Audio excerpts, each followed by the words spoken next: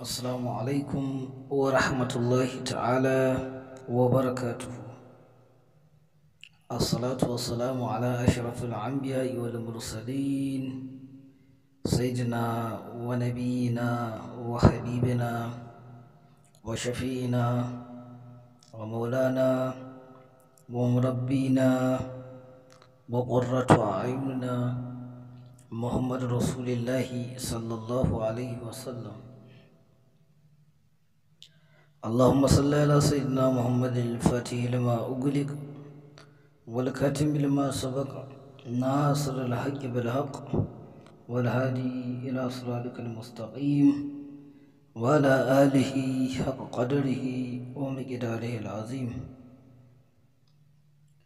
ورضي الله عن كافة أصحاب رسول الله صلى الله عليه وسلم ولا حول ولا قوة إلا بالله العلي العظيم. ربي اشرح لي صدري ويسر لي أمري واحلل عقدة من لساني يفقهوا قولي. أما بعد ‘yan uwa masu tarin albarka, mune makuwa da kuwa fatan alkhairi, mune maku barka da yau, barka da kasancewa tare da mu a wannan rana mai albarka, ranar Juma'a, babbar rana shugaba ga dukkanin ranaku. Muna fatan alkhairin da ke a cikin wannan rana Allah tabbatar mana da shi, akasinsa kuma Allah kiyaye mu, Allah ya kare mu, Allah ba mu kariya albarkan manzon Allah sallallahu alaihi wasallam.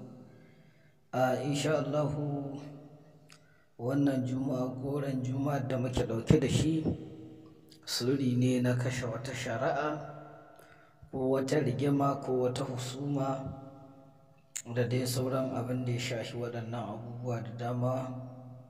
Insha Allah wanda duk yake da wata magana ko wata rigima ko wata husuma yake son Ubangiji Allah subhanahu wa ta'ala ya ije masa wannan fitinar ko kuma ya ije wannan magana da ta taso ko wata ɓanna ce mutum ya ɗan aikata a masana'anta yake ta ƙoƙarin kada ta tashi ko wajen aiki, to insha Allah ya aikata wannan sirri albarka annabi magana za ta mutu.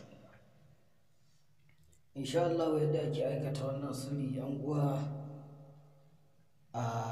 kamar yadda aka gan shi haka za a samu baƙin zare a rubuta ainihin wannan hatimi da aka gani mai rijiya tara.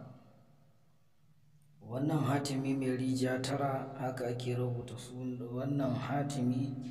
A tsakiya za a ga an sa sunan mutum, an ce a rubuta sunan shi ko sunanta. In mace ce ke da rigimai yadda za a sunanta za a sanya, in namiji ne sunan namiji za a sanya a tsakiya. To idan aka rubuta shi kamar da gani a baƙar takarda sai a samu baƙin zare sai a naɗa wannan takardai. A sama ga rubutu nan baƙi, idan mai saurari ya kula sosai zai gan shi. Kullama auqadu naran lil harbi adfa'aha Allah. Kullama auqadu naran lil harbi adfa'aha Allah. Kullama auqadu naran lil harbi adfa'aha Allah. Haka za a rubuta shi ƙafa 11, amma ana buƙata a samu ƙwarya. Ƙwarya za a samu a rubuta shi bisa ƙwarya. Duk girmanta haka dai ake so a rubuta ƙafa 11, duk ƙanƙantarta haka ake so, saboda hakan aka je wajen masu sai da ƙwarya to za a samu daidai wanda ake so sai a rubuta shi. Kullama auqadu naran lil harbi adfa'aha Allah. Insha Allah sai a je sai a samu garwashi a rura wuta, sai a ainihin ɗora wannan ƙwarya a kifa ta saman garwashi, a koma gefe guda a yi lazumin wannan kullama auqadu naran lil harbi adfa'aha Allah. Kullama auqadu naran lil harbi adfa'aha Allah. Kullama auqadu naran lil harbi adfa'aha Allah. Haka za a yi lazumin shi ƙafa 1111. To insha Allah ana gama sai a ɗauko wannan ƙwarya sai a ainihin ba sauke ta za a yi ba, tana bisa garwashin za a buge ta ake yadda na bugi wannan Allah ka sa wannan magana ta mutu. Haka za a yi tsawon kwana 3 insha Allah. Wassalamu alaikum wa rahmatullah.